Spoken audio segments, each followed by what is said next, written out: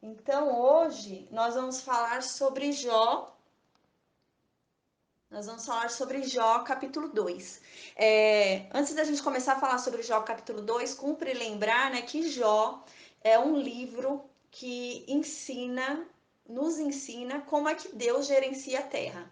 Porque, na verdade, a terra é de Deus, né? Ela foi sequestrada por Satanás, né? Satanás deu um golpe, sequestrou a terra, mas a terra é de Deus, né? Tanto que Jesus Cristo vai vir para dominar a terra que é dele, né? Então, mostra como que Deus gerencia essa terra, né? E mostra também para gente que nós, por crermos em Deus, nós somos protegidos de problemas, de viver problemas. Esse livro nos mostra isso, né? E nos mostra também por que coisas ruins acontecem com pessoas boas, né? Então, o livro inteiro é traçado sobre esse aspecto. É um questionamento de Jó. Jó passa o livro questionando a Deus por que, que ele está passando por aquilo, se ele não merece passar por aquilo, né? Qual que é o motivo dele estar passando por aquilo. Então, se ele está passando por aquilo sendo um homem justo, então é sinal que Deus é injusto, né? Então ele começa a questionar a justiça de Deus. E a gente vê também que aparecem três amigos de Jó, e esses três amigos de Jó têm a resposta. Tem resposta simples para tudo, como se Deus fosse simplificado ali, né? Então eles simplificam quem é Deus e começam a falar qual que é a resposta para Jó estar passando por aquilo tudo, né? Então esse livro se baseia nisso, que realmente é um homem íntegro, né? Moisés, provavelmente foi Moisés que escreveu esse livro, né? Mas assim, não tem como ter uma certeza, não é assinado, né? Mas ao que parece, realmente foi Moisés antes de escrever o livro de Êxodo, né? Antes de escrever o livro de Gênesis, parece que esse livro foi escrito por Moisés no tempo que ele ficou lá em Midian, na casa do sogro dele. Parece, né? Pelas pesquisas históricas que foi Moisés que escreveu. E é um gênero de poesia, né? A gente vai ver muita poesia. Nossa, o estudo de amanhã vai ser impactante. Ele fala muito sobre morte e é uma poesia. Ele fala um poema, são poemas assim que ele expressa a dor dele em poemas. E esses amigos dele começam a explicar para ele. Imagina, a pessoa quer explicar por que Deus está fazendo aquilo na vida dela, né? E os amigos explicam errado, é claro, por isso que Deus depois quer matar os três amigos de Jó. Eles só não são mortos porque Jó intercede, orando pela vida deles, né? Então, esse livro fala muito sobre isso, né? A história inteira, esse livro inteiro é o porquê pessoas boas, pessoas que andam com Deus, sofrem. Porque que coisas ruins acontecem com pessoas boas. O livro inteiro é baseado nisso. É extraordinário. No capítulo anterior, a gente lembra que no primeiro versículo já deixa muito claro, para não haver julgamento de quem está ouvindo, de quem está lendo, para que não houvesse um julgamento, já deixa muito claro: olha, não vem julgar Jó, não vem falar que Jó merecia, que Jó era um pecador e que isso é um castigo de Deus, porque aqui eu já estou deixando bem claro que Jó é um homem honesto, é um homem íntegro e é um homem justificado. Hoje nós somos justificados em Jesus Cristo, mas Jó era um homem justificado, então Jó era um homem justo e temente a Deus. Então ele já deixa bem claro para que nós não julguemos Jó. E no capítulo anterior a gente lembra que Satanás, né, os anjos de Deus vêm se apresentar a Deus e junto com os anjos de Deus vem Satanás. E Deus fala: por onde você andava, Satanás? Por onde você andou? De onde você está vindo? E Satanás fala, né, de percorrer a terra. Mas o sentido que Satanás fala é de correr mesmo, não é de andar devagarzinho pela terra. Ele andava rápido pela terra. Por quê? Porque Satanás tem pressa, Satanás não tem tempo, né? Daqui a pouco Jesus Cristo volta, então Satanás não tem tempo, então ele tem que correr. E Satanás não é como Deus, né? Não Satanás não está em todos os lugares ao mesmo tempo, então ele precisa correr para estar em todos os lugares, correr para ir passando por toda a terra, senão ele não consegue. Então a gente viu isso no capítulo anterior e a gente viu que Deus então fala: você viu meu servo Jó, né? Meu amado servo Jó. Então Satanás desafia Deus. A gente lembra que Satanás é o acusador, né? Então Deus vai e fala: olha, você viu meu servo Jó, né? Ele é tão bom, tão fiel a mim, né? E Satanás acusa Jó.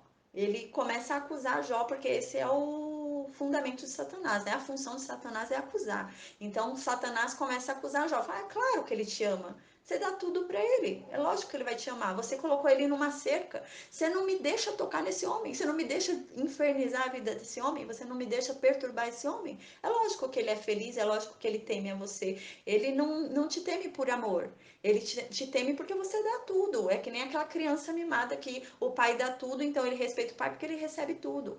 Então Satanás desafia a Deus, né? Falando dessa forma. Então Deus fala para Satanás, a gente lembra, tá bom, então toque em tudo que é de Jó, mas em Jó você não vai tocar, mas tudo que é de Jó você vai tocar. E a gente lembra que Satanás é ardiloso, né? Satanás ali, o intuito de Satanás era fazer Jó blasfemar contra Deus, então Satanás faz de um jeito que Jó vai acreditar que aquilo é um julgamento de Deus. Então, Jó perdeu tudo que ele tinha em um dia só. Então, e Satanás fez de uma forma que entrou uma pessoa para dar uma notícia, ele ainda estava terminando de dar a notícia ruim, vinha outra e dava outra notícia ruim, vinha outra e dava outra notícia ruim, vinha outra e dava outra notícia ruim, de forma que a Jó não se recuperasse do impacto da notícia anterior. Então era tanta notícia ruim ali que Jó não se recuperaria da notícia anterior que foi dada, né, do desastre da notícia anterior. E por fim, vem a notícia da morte dos filhos dele. E a gente viu que impressionante, né? Jó, ele demonstrou a dor dele, ele não fingiu que estava tudo bem, ele não falou, ah, tá bom, Deus, eu amo o Senhor, que bom que o Senhor me levou tudo. Não, ele não fez isso, ele não foi hipócrita, né? Ele demonstrou a dor dele, ele raspou a cabeça dele, a gente lembra, ele rasgou as roupas dele, né? Então, ele demonstrou a dor dele, ele deixou claro que ele não estava feliz com aquela situação, ele deixou claro que não era aquilo que ele queria na vida dele, mas ele caiu ao chão e adorou a Deus e falou: eu vim nu do ventre da minha mãe e eu aceito ir embora sem nada. Eu vim sem nada e eu aceito ir embora sem nada. Então, bendito seja o nome do Senhor, porque o importante é continuar contigo. Então, a gente viu que Jó agiu dessa forma. Então, o que acontece? Agora, no capítulo 2, a gente vai ver que Satanás perdeu a luta. Porque Satanás tinha investido em Jó. Satanás tinha investido que Jó iria blasfemar contra Deus. Então Satanás perdeu uma luta, né? E Jó ali com Deus, né, venceu aquela luta.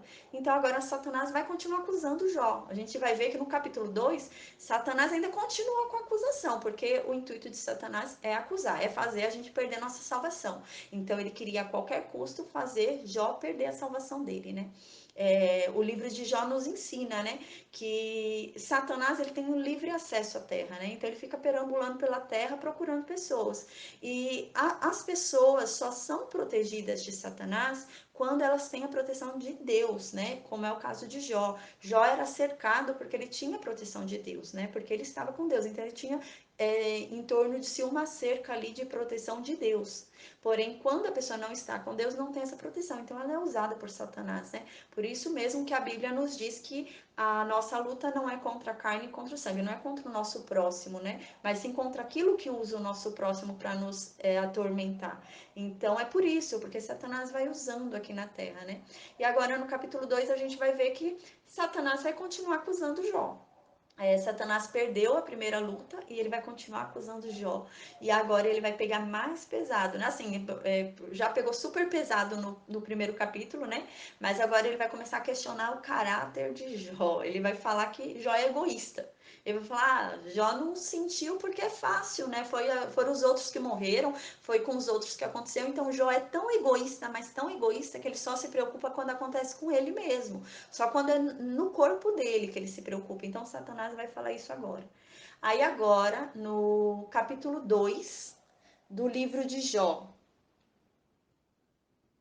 no livro, no livro de Jó, no capítulo 2, no versículo 1, diz: num outro dia, os anjos vieram apresentar-se ao Senhor, e Satanás também veio com eles para apresentar-se.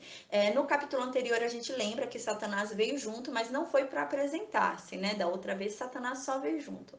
Mas agora, no capítulo 2, já fala que Satanás veio apresentar-se a Deus. Por quê? Porque Satanás tinha um relatório para fazer. Satanás havia ido lá perturbar Jó, então ele tinha um relatório de Jó ali para falar para Deus, né?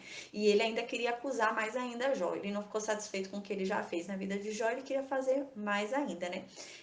A gente lembra que no capítulo anterior Satanás fala para Deus praticar o mal na vida de Jó, né? E Deus não pratica, porque Deus não faz o mal, Deus não trabalha pelo mal, mas Deus usa o mal para o bem, né? Como a gente viu na história de José. Então, a gente viu que quem fez o mal na vida de Jó foi Satanás, não foi Deus, né? Mas Jó, a gente vai ver ao longo do livro de Jó, que Jó fala que ele dizia sobre coisas que ele não conhecia. E que no final da história dele, no final desse livro, ele vai falar com intimidade sobre o que ele conhece. Então, ele falava sobre coisas que ele não tinha entendimento. Então, por isso que ele fala que quem tirou dele foi Deus, mas não foi Deus que tirou dele, foi Satanás.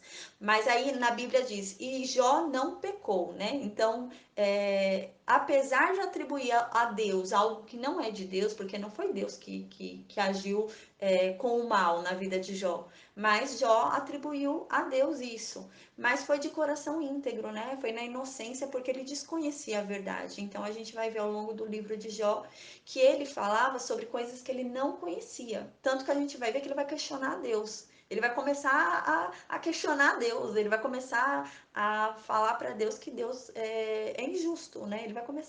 Ele vai tentar conversar com os amigos dele vão ter explicação para tudo, ele não vai se satisfazer com a explicação dos amigos dele, não vai concordar e ele tá certo. E ele vai falar, eu vou falar com quem pode me responder. E ele começa a fazer um monte de questionamento para Deus. Esse livro é um livro que tem muito porquê. Por que eu tô sofrendo? Por que eu não morro logo? Por que eu tô sofrendo tanto? Ia ser tão bom se eu morresse logo, por que você não permite que eu morra? O que foi que eu fiz para merecer isso? Eu nunca fiz nada para merecer isso, por que eu tô merecendo todo esse mal sobre mim? Então o livro inteiro é baseado nisso, né? É uma reflexão muito grande, né? Porque nessa época a gente vê pelo livro de Jó que tinha assim um entendimento de que se você andava com Deus e você fazia tudo o que Deus queria, você tinha recompensa. E se você não andava com Deus, você tinha castigo. Então era assim que se entendia. E esse livro vai nos ensinar como é que Deus dirige a terra, né? E Deus não dirige a terra por meio de recompensa. E esse livro nos ensina isso. Aí agora no versículo 2 do livro de Jó diz o seguinte, do capítulo 2: e o Senhor então disse para Satanás, né? Depois dali da providência de Satanás infernizando a vida de Jó, agora Deus vai falar para Satanás, né? Falou assim: ah, de onde você vem? E Satanás responde mais uma vez, igual foi da outra vez: de perambular pela terra e andar por ela, né? Mas a linguagem que é utilizada, esse termo que é utilizado no hebraico, significa correr a terra muito rápido, né? Significa andar muito rápido porque ele tem pressa, né? Então, no versículo 3, disse então o Senhor para Satanás. Agora Deus diz para Satanás: tá vendo? Eu estava certo. Você viu como você estava errado? Jó é um homem íntegro, um homem fiel. Ele me ama de verdade. Não é pelo que eu dou para ele me ama pelo que eu sou. Então, Deus vai falar isso para Satanás. Mas Satanás vai continuar acusando Jó. Satanás ainda vai arrumar um jeito para acusar Jó, né? Então, Deus fala para Satanás: reparou em meu servo Jó?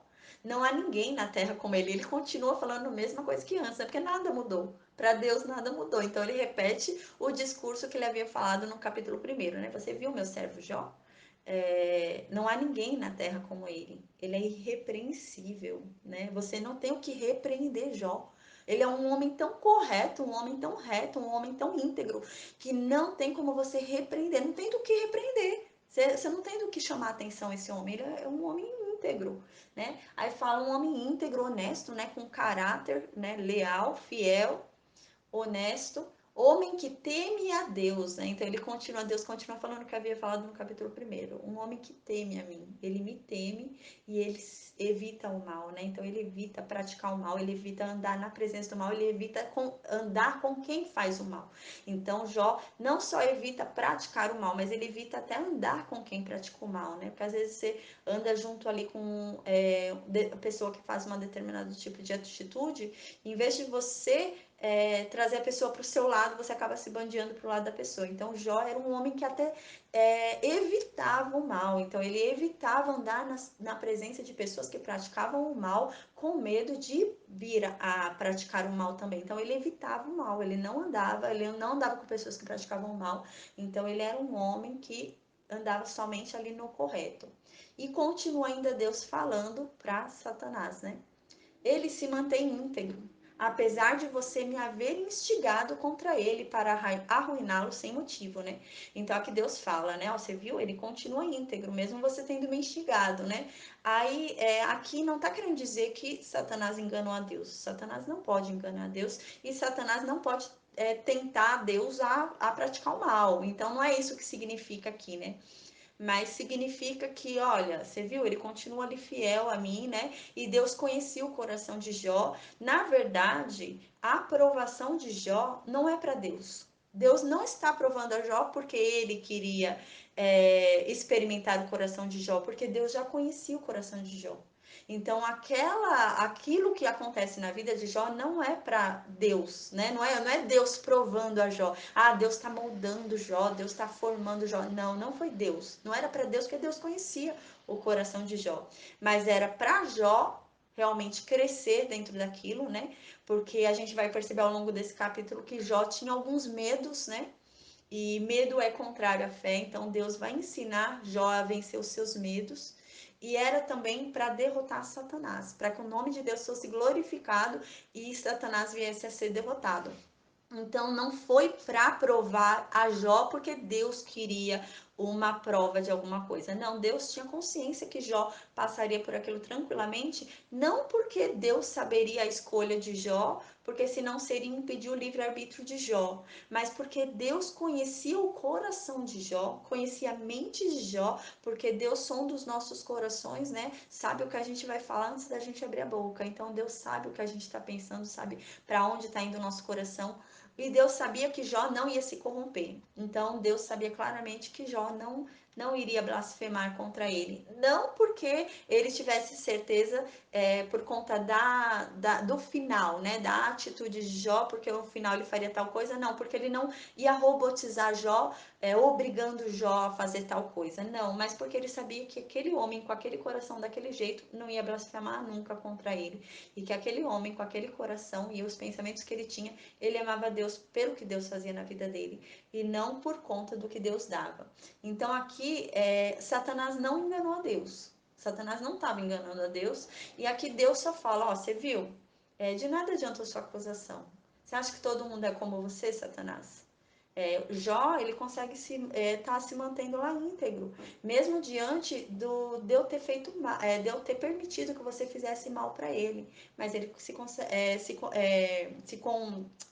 ele continua lá, né, íntegro, né? Ele continua sendo um homem íntegro, continua sendo um homem bom. Então ele fala isso. Deixa eu só liberar aqui também. Então ele fala que ele continua um homem íntegro, né? Então, na verdade, Satanás, ele não tentou a Deus, né, para Deus praticar o mal. Ele não enganou a Deus, né, porque Deus já sabia. Mas ali quem precisava daquela prova, quem precisava daquela resposta era Satanás e Jó, porque Jó ia crescer com aquilo, né? Se, por exemplo, se Jó não fosse crescer com aquilo, se somente Satanás fosse receber alguma coisa, Deus não faria. Porque Deus, ele não faria alguma coisa para livre capricho de Satanás. Deus não praticaria, não deixaria Satanás praticar o mal na vida de Jó se Jó não fosse aprender nada com esse mal. Então Deus não permitiria por livre capricho de Satanás, só para Satanás ver que Jó era bom. Não, porque Deus já conhecia o coração de Jó. Mas Deus sabia que Jó ia aprender alguma coisa com aquilo que ele passaria. Então por isso que ele permitiu. Mas se Jó não fosse aprender nada com aquilo, Deus não ia permitir o sofrimento, porque Deus não permite o sofrimento só para provar para Satanás alguma coisa. Não, ele não cai no capricho de Satanás. Deus não faz isso com seus filhos. Mas se agora daquele sofrimento for convertido em algum bem para aquela pessoa, como acontece no caso de Jó, que depois do sofrimento de Jó ele venha conhecer a Deus em intimidade, aí sim Deus permite, que é o que vai acontecer no caso de Jó. Já está acontecendo, né, no caso de Jó. Então agora, Satanás fala o quê, né? Deus fala, ó, tá vendo? Jó continua lá íntegro, né? Mesmo você tendo me instigado a arruinar Jó, mesmo ele tendo perdido tudo que ele tinha, ele continua íntegro. Você viu Satanás, né? E Satanás responde o quê? Ele continua acusando. Ele fala, claro, é pele por pele. Jó é tão. Satanás está querendo dizer assim: Jó é tão egoísta, mas tão egoísta, que ele só vai blasfemar contra ti quando ele sentir o risco da vida dele. Então, enquanto não tiver em risco a vida dele, ele vai continuar te amando, porque ele é egoísta.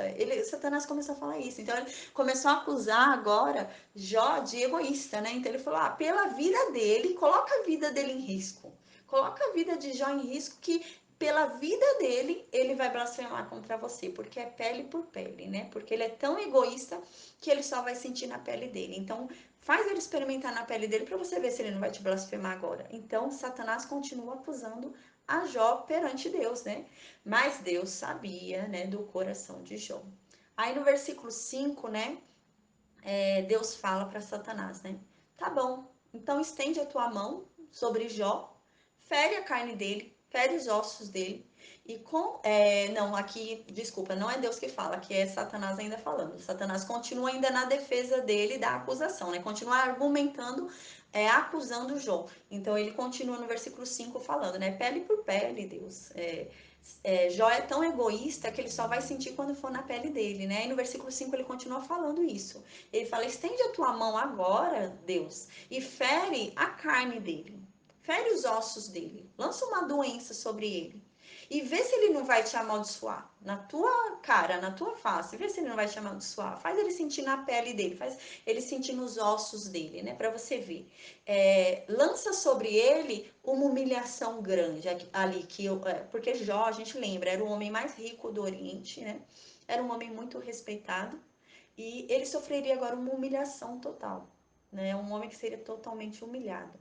Então, Satanás está falando: humilha ele. Coloca ele bem humilhado. Eu quero ver agora, porque quando for o ego dele, quando o ego de Jó bater, ele vai te renunciar. Pelo ego dele, ele te renuncia, porque pela própria vida a pessoa renuncia a Deus, porque a vida dela fala mais alto. Então, pela vida dele, ele vai te renunciar, né? Então, Satanás fala isso para Deus. Aí no versículo 6, né? Deus então responde para Satanás, mais uma vez lembrando, né? Deus não permite que Satanás faça esse mal na vida de Jó por capricho de Satanás, porque Deus sabia o coração de Jó. Deus conhecia o coração de Jó e Deus sabia que Jó não ia blasfemar contra ele, porque ele conhecia, sondava o coração de Jó, sondava os pensamentos de Jó e sabia que Jó o amava não pelo que ele tinha, mas o amava pelo que Deus era. Então, Deus não foi só por capricho de Satanás, porque se fosse apenas um capricho de Satanás, para apenas liberar um capricho de Satanás, fazer um mal para Jó, Deus não teria feito, Deus não teria permitido. Mas Deus sabia que Jó ia aprender alguma coisa com aquilo, então permitiu para que Jó aprendesse. E agora vai vir algo muito cruel sobre a vida de Jó, né? Então Deus vai e fala para Satanás, fala: tá bom, então agora pode estender as suas mãos sobre ele, né? Você vê mais uma vez que Satanás fala o quê? Estende, Deus, a tua mão sobre ele e fere, né? O Jó. E Deus vai e fala: tá bom, eu deixo você ferir, né? Satanás, ele não podia tocar em Jó, porque Jó era protegido. Então Satanás precisava de uma autorização de Deus para tocar em Jó, porque Jó era um homem de Deus. Então ele tinha um cerco ali de Deus, então ele precisava da autorização de Deus. Só que Satanás, ele não ousa falar que ele vai tocar em Jó. A gente vê que até Satanás respeita a Deus, né? Porque é verdade, na Bíblia fala, né? Os demônios temem a Deus, os demônios temem a Jesus Cristo.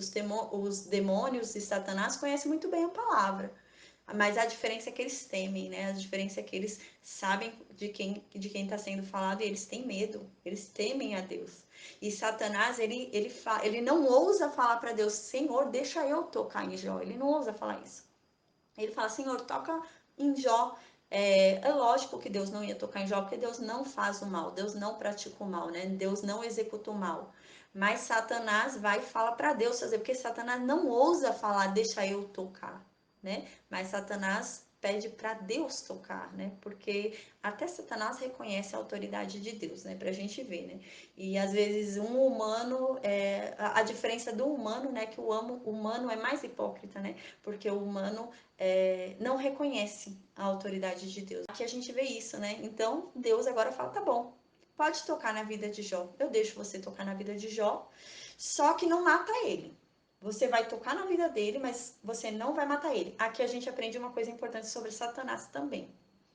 O que a gente aprende aqui? Que Satanás, ele conhece o limite da dor humana. Ele conhece até onde a gente pode chegar, que a gente não vai morrer pela dor que está sendo causada. Então, Satanás sabia até o limite que ele podia chegar de dor em Jó, que Jó fosse suportar e não fosse morrer. E não foi pouco limite, não. Foi um limite feio, a gente vai ver. Foi um limite, assim, de você ler, assim, dá vontade de chorar. Você fica, assim, abismado em imaginar uma pessoa nessa situação. Então, Satanás conhece o limite do humano. Então, Satanás sabe até onde ele pode chegar sem tirar a vida da pessoa. Então, Satanás é mais uma coisa que a gente aprende sobre Satanás. É que Satanás, ele sabe o limite do humano, né? Até onde ele pode ferir o humano, até onde o humano aguenta a dor. Então, Satanás sabe até onde a pessoa aguenta a dor. Então, agora no versículo 7. Saiu, pois, né? Depois disso, né? Deus deu a abertura, né? Deu o ok para Satanás. Satanás saiu correndo, né? Falou: opa, vou me embora, executar meu plano e desviar mais um, né? Então, Satanás sai ali da presença de Deus e foi embora afligir Jó. Aí ele lançou sobre Jó feridas na pele, né? Feridas terríveis na pele, que ia da sola do pé de Jó até o alto da cabeça. O corpo inteiro de Jó era ferida. A gente vai ver que eram úlceras abertas. Era úlcera aberta que naquela época, né, se vivia assim. Não é igual hoje em dia, que tem concreto, tem asfalto, né? Era areia, era poeira, era terra. Então, nas feridas de Jó ficava poeira, ficava terra, ficava areia, ficava sujeira nas feridas de Jó. E ele teve uma inflamação ali universal, né? Uma infecção ali no corpo inteiro, uma inflamação ali no corpo inteiro. Mas a gente observa que Satanás poupou a língua de Jó, né? Satanás seria o Jó inteiro, mas a língua de Jó permaneceu intacta, a voz de Jó permaneceu intacta para que Jó blasfemasse contra Deus. Então, o que era necessário para Jó ali poder usar para manifestar sua contrariedade a Deus, para blasfemar contra Deus, Satanás deixou para ele fazer, né? Então, Satanás deixou ali livre o que ele podia fazer para renunciar a Deus, né? Então, Satanás pegou o que onde ele achava, né? Porque Satanás não conhece o coração nem o pensamento da pessoa. Mas Satanás vê o que acontece na vida da pessoa. Então, Satanás sabia que Jó era um homem reconhecido. Sabia que Jó era um homem famoso, que Jó era um homem que tinha uma fama, assim, que tinha um status, né?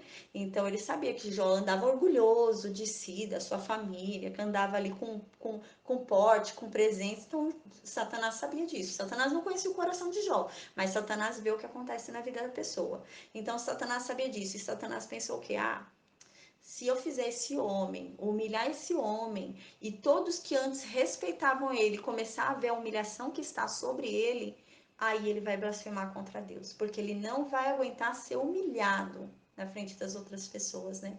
Então, Satanás pensou assim. E no versículo 8, aí agora, Jó com aquelas feridas, né, da ponta do pé até o alto da cabeça, cheio de ferida aberta, com úlceras ali abertas, né? Ele pegou um caco de louça. Era tão angustiante a situação que ele pegou um caco, como se fosse um caco de vidro. Ele pegou um caco quebrado, por exemplo, de um prato, né?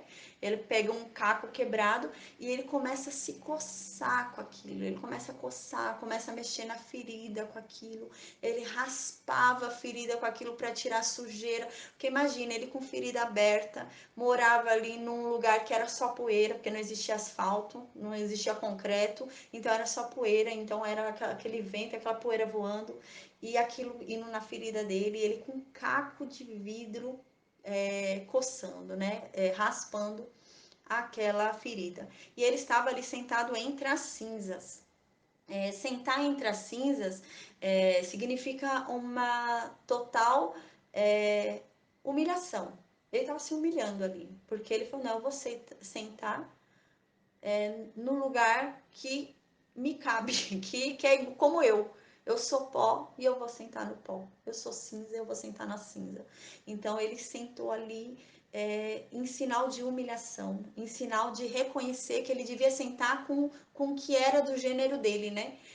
Então eu vou sentar com o que eu tô igual. eu tô igual o pó, eu tô igual a essas cinzas, eu vou sentar aqui nas cinzas, né? E ele sentou ali nas cinzas e ficava ali sentado nas cinzas, se coçando com um caco de vidro. Ah, então no versículo 9 a gente vê, né, que a mulher de Jó, então vem, né, e fala uma frase, a frase perfeita, né? Satanás usa ela aqui perfeitamente, né, para alcançar o que ele queria, né? E a mulher vai e fala, olhando Jó ali naquela situação, né? A mulher vai falar: ah, você ainda mantém sua integridade? Você ainda quer manter sua honra? Você ainda quer honrar a Deus, ô Jó? Você ainda quer ser bom? Você ainda quer ser um homem bom? Ah, amaldiçoa esse seu Deus aí, morre logo, né? Então, a gente vê que a gente lembra que essa mulher está sofrendo a mesma dor que Jó. Não física, porque ele, além de tudo do que ele perdeu, ele ainda tem a dor ali da doença, né? Mas ela perdeu a mesma coisa que ele. Tudo que ele perdeu, ela perdeu, né? A gente se questiona, né? Por que Satanás não levou ela também, né? Porque Satanás levou todos ali da família de Jó, né? Levou todos ali ao redor de Jó, mas Satanás deixou ela, né? E realmente parece que ela, que por essa fala dela, parece que ela estava bem revoltada contra Deus, né? Então parece realmente que ali havia uma revolta ali, né? De dessa mulher, né, contra Deus, então ela foi usada, né, por meio dessa rebeldia contra Deus, ali indignada, parece que ela foi ali usada por Deus nesse momento, por Deus não, desculpa, por Satanás nesse momento, realmente, para convencê-lo, né, a blasfemar contra Deus. Então a gente pergunta por que essa mulher foi poupada, né? Será que essa mulher perturbava esse homem, né? Porque em um momento ela já fala isso. Imagina o que essa mulher não devia falar, né? Será que ela perturbava esse homem também? Será que ela foi deixada para perturbar ele, né? Será que o intuito de Satanás foi esse, deixar essa mulher para perturbar ele realmente? Então agora no versículo 10, né? Diz, ele respondeu, né? Então, a fala dela, né? Ela vai e fala, né? Amaldiçoa esse Deus e morre logo, né? Porque ela entendia o quê, né? Você tá assim por causa desse Deus. Se você tá do jeito que você tá, se você tá sofrendo o que você tá sofrendo, é por causa desse Deus. Então, para que você ainda vai ficar falando que você ama esse Deus? Amaldiçoa esse Deus logo, ele vai ficar com raiva de você porque você amaldiçoou ele e vai te matar de uma vez. Então ela fala assim, né? E ele responde incrivelmente para ela, né? Ele fala assim: você tá louca, mulher? Ele fala isso, né? Fala, tá louca, mulher? Tá falando bobeira? Que bobagem é essa que você tá falando? Eu vou aceitar o bem que Deus me deu e eu não vou aceitar o mal? Está louca, né? Aí aqui diz, né, no final do versículo 10, em tudo isso Jó não pecou com os lábios. Por que tá dando esse parênteses, né? Por que tá explicando pra gente que Jó não pecou? Porque a gente hoje, tendo conhecimento de que Deus não faz o mal, Deus não pratica o mal, a gente fala, nossa, Jó pecou. Porque Jó tá falando que Deus fez o mal, né? Deus deu o bem e Deus também dá o mal, né? Eu aceitei o bem que Deus me deu, eu não vou aceitar o mal que Deus está me dando. Mas aqui deixa claro que ele não pecou quando ele disse isso. Por quê? Porque ele não conhecia do que ele falava. Porque ao longo da Bíblia a gente vai ver, ele falava de coisas que ele não conhecia. E no final do livro dele, ele vem a ter intimidade com Deus. Por tudo isso que ele vai passar, ele vem a ter intimidade com Deus, o que antes ele não tinha, né? Então, por isso que aqui tem esse parênteses no final, né, que fala, ó, ele não pecou com os lábios dele, né? Porque senão a gente vai achar que ele pecou. Porque a gente tem esse discernimento. Mas ali, Jó falava do que ele não conhecia. Então, Jó falava de um Deus que ele respeitava, ele temia, mas de ouvir falar. Agora, Deus está dando a oportunidade dele ter intimidade com ele, né? Então, aí ele vai começar a falar, depois no final do livro dele, ele vai falar de coisas que ele tem intimidade. Hoje ele fala de coisas que ele não conhecia. Por isso que deixa claro aqui que ele não pecou com os lábios dele, porque não houve maldade dele atribuir o mal a Deus, sabendo que o Deus não é Deus que pratica o mal. Mas ele não tinha essa consciência, ele falava do que ele não conhecia ainda. Aí no versículo 11, agora, chegam os três amigos sabichões dele, né? Porque ele era um homem muito famoso, muito conhecido, Então, vem 3 amigos, né? A disposição desses amigos foi boa, né? É bom, num momento difícil, um amigo teu vir te visitar, vir te dar uma palavra, vir estender um apoio, né? Eles vieram numa boa intenção. Mas era melhor eles terem ficado calados o tempo todo. Eles não, quando eles abrem a boca, eles abrem a boca para deixar Jó ainda mais atormentado. O homem já está ali no ápice do tormento e ainda abre a boca para dar conselho errado. Então, se não sabe o que falar, é melhor ficar quieto, né? Os amigos dele nos ensinam isso, né? Porque Jó ali já está vivendo um momento difícil. Quando os amigos de Jó encontram a Jó, a gente vai ver que é uma situação como se eles presenciassem um luto ali, realmente. É como se Jó estivesse sendo velado ali, né? Já estivesse perto da morte. Então eles não dão um apoio a Jó, eles começam a julgar Jó. Então, em vez de dar um apoio, um conselho, eles começam a atormentar ainda mais Jó. Jó, além de tudo que ele está sofrendo, além de tudo que ele está vivendo, ele começa a se sentir julgado, ele começa a sentir necessidade de provar para as pessoas quem ele é, que ele não merecia aquilo. Então, assim, além de tudo que ele estava passando, as pessoas ainda pioraram ainda mais a carga dele, né? É bem aquela coisa, não sabe o que falar, é melhor ficar quieto do que falar bobeira. E é o que acontece que esses amigos vão falar. E é tanta bobeira que esses amigos vão falar que Deus depois vai querer matar esses 3 amigos, né? Mas é Jó que vai orar pelos amigos e eles não vão morrer por causa da oração de Jó. Mas eles, infelizmente, né? Porque agora a gente vai ver que vai ter um período de silêncio. Jó vai encontrar esses amigos e eles vão passar um período sem falar, porque os hebreus, né, o povo hebreu, o povo do Oriente, eles tinham o costume de quando alguém está em luto, você chega e você não fala nada, você abraça a pessoa e fica ali, mostrando que você está ali, né? Mostrando que você está presente, mas você não abre a boca, é melhor não abrir a boca do que falar bobeira. E eles estavam assim. Então você só, no Oriente eles têm um costume de que eles só falam se o enlutado falar primeiro. Então a gente vai ver que no capítulo que vem, Jó vai falar, né? Então Jó vai falar. Só que Jó vai falar não se queixando contra Deus, mas Jó vai lamentar o que ele está vivendo. Gente, uma pessoa que viveu o que Jó viveu não tem o direito de lamentar, não tem o direito de falar, não tem o direito de questionar. Ele começa a questionar. Aí os amigos vêm querer responder todas as perguntas de Jó, né? Então é um absurdo, assim, né? Eles foram ótimos amigos enquanto eles estavam mudos. Quando eles começaram a falar, eles causaram um tormento grande para Jó. Aí no versículo 11 fala então desses 3 amigos que chegaram. Aí chegou então no versículo 11, quando 3 amigos de Jó foram Elifaz. Elifaz era um temanita, né? Temã é a descendência de Edom, Edom é Esaú, né? A gente vê isso em Gênesis, no capítulo 36, que Elifaz é um temanita e Temã é a descendência de Esaú, então é um edomita. A gente vê também que vem Bildade, né? Bildade, o amigo de Jó, era de Suá. Suá é a terra dos suítas, né? Suá é um descendente de Abraão com Quetura. E a gente vê isso em Gênesis 25, versículo 2. Então a gente vê que equipara ali o período, né? Os filhos de Quetura com Abraão vieram, Isaac já tinha mais de 60 anos, né? Bem mais de 60 anos. Então você vê que já tem uma equiparação assim. E nisso tem também Zofar, né? Mais um amigo, são 3. São Elifaz, Bildade e Zofar. Zofar é de Naamate. Eles souberam, né, do que aconteceu para Jó, né, do mal que havia ali sobre Jó. Então eles decidiram sair e foram lá encontrar o amigo deles, né? Então eles decidiram sair, souberam dos males que haviam acontecido na vida de Jó, né? E cada um saiu da sua região e foi lá para mostrar solidariedade para Jó e consolar a Jó. Então, a ideia foi boa, a disposição foi boa, mas quando Jó começou a perguntar, ai Senhor, melhor era eu ter morrido, eu amaldiçoo o meu dia de nascimento, por que eu tenho que passar isso? Porque o Senhor não me mata logo? Jó vai começar a falar isso. Quando ele começa a falar isso, aí pronto.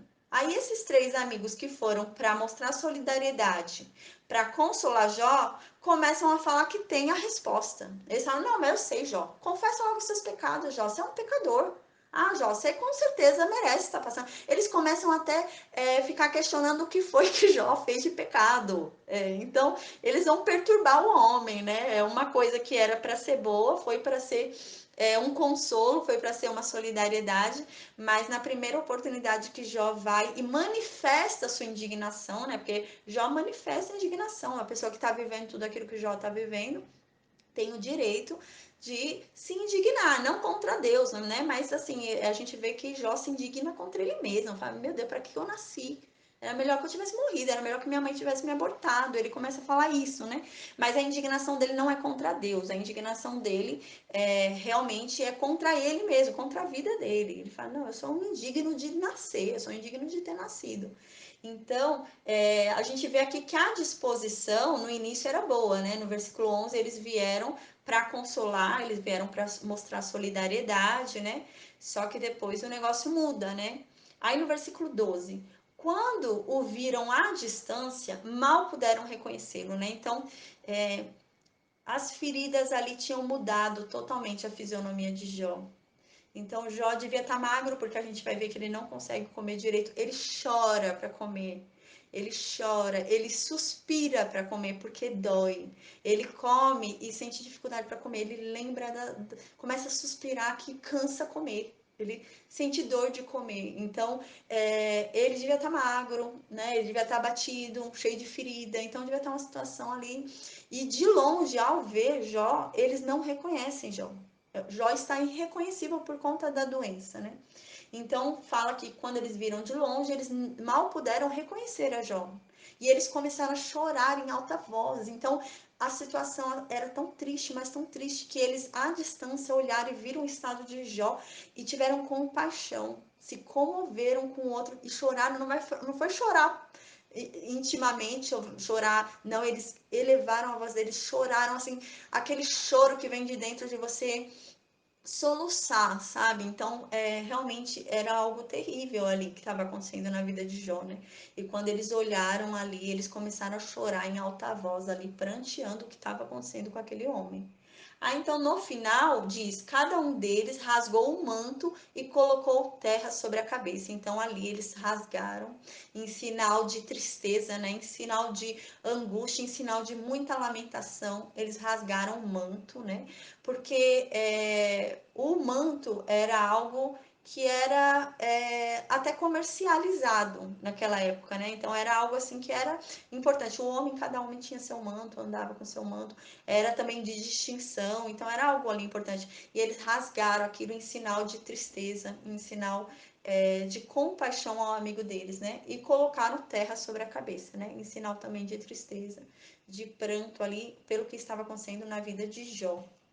Aí no versículo 13 diz: depois se assentaram no chão com ele, né? Então eles foram lá, viram Jó ali no chão, no meio da cinza, né? Jó ficava ali sentado no chão, no meio da cinza, com o caco coçando, raspando as feridas dele.